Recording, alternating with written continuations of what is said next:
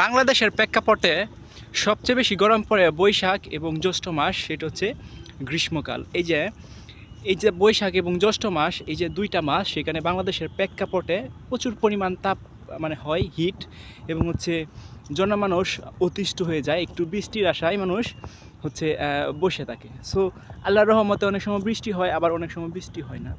So basically যে রোদটা হয় বা গরমটা হয় সেটা হচ্ছে বৈশাখ মাসের সবচেয়ে বেশি 1টা থেকে এবং 3টার ভিতরে। রাইট নাও আমি হচ্ছে 2:30টার দিকে বের হয়েছি, দেখেন প্রচুর পরিমাণ গরম এবং প্রচুর পরিমাণ তাপ চারপাশে। আমার বিষয়টা কিন্তু দেখেন, এই যে একটা রাস্তা দিয়ে আমি হাঁটতেছি, একটা হচ্ছে লোকালয়ের ভিতর, লোকালয় বলতে এখানে বন্ধের ভিতর দিয়ে একটা রাস্তা, সেখানে হচ্ছে প্রচুর পরিমাণ তাপ। রাইট নাও আমার কাছে কোনো ছাতা নাই, আমার কাছে কোনো ইনস্ট্রুমেন্ট নাই যেন আমার রোডটাকে আমার মাথা থেকে একটু ছায়া প্রদান করবাম।